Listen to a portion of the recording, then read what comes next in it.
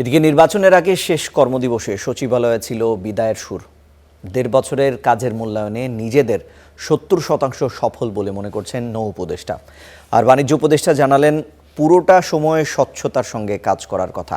নতুন সরকারের কাছে একটি স্থিতিশীল অর্থনীতি রেখে যাবার বার্তা দিলেন অর্থ উপদেষ্টা।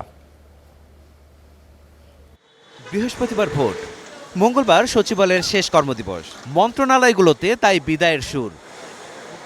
এদিন নিজেদের কাজের মূল্যায়ন ও সাফল্য ব্যর্থতার খতিয়ান তুলে ধরেন অর্থ, বাণিজ্য, ধর্ম, নৌ পরিবহন সহ বেশ কটি মন্ত্রণালয়ের উপদেষ্টারা। এখানে আমার ভুলভ্রান্তি থাকতে পারে, নিশ্চয়ই আপনারা ভুলভ্রান্তিগুলি ভবিষ্যতে পর্যালোচনা করবেন, কিন্তু এই কাঠামোটাকে দাঁড় করিয়ে আজকের এই জায়গাটা আনার জন্য আমি যতটা সম্ভব আমার করতে চেষ্টা করেছি। মোটেও ব্যর্থতা নিয়ে বিদায় নিচ্ছি না।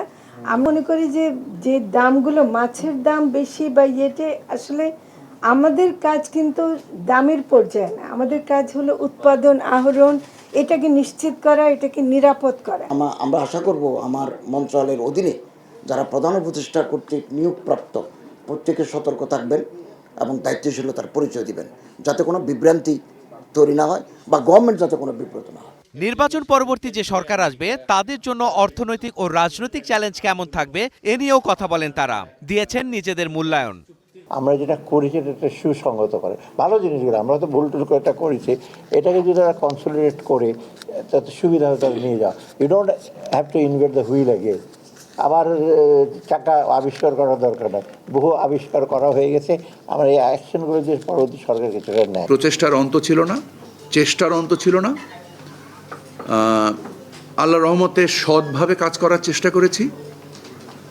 কোনো ধরনেরই কারোর প্রতি বৈষম্য করিনি, কারোর প্রতি স্বজনপ্রীতি করিনি। থ্যাংক আল্লাহ, আমার মতো অনেক লোক আছে, বাট আল্লাহ তাআলা আমাকে দুটো খুব ইম্পর্টেন্ট জায়গার যে দায়িত্ব পালন করতে দিয়েছে, যার মাধ্যমে একটার মাধ্যমে আপনাদের অনেককে আমি চিনি। হ্যাঁ, তো আমি সবসময় আল্লাহ শুকরগুজার এই জন্য যে I could do something for my country. সাধারণত সচিবালয় কেন্দ্রিক যে ধরনের কর্মব্যস্ততা থাকে তার অনেকটাই অনুপস্থিত আজ। নির্বাচন কেন্দ্রিক ব্যস্ততার কারণে উপদেষ্টা সচিব সহ অনেকে এখন মাঠের বাইরে।